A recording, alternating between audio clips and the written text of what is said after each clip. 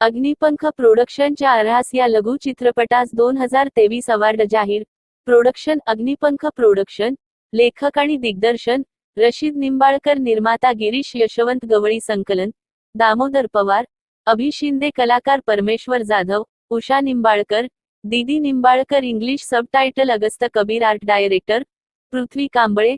Sound design Abhishek Kamble. Poster design Vinayak Lokare. रेशभूषण विकेट CS Bansode.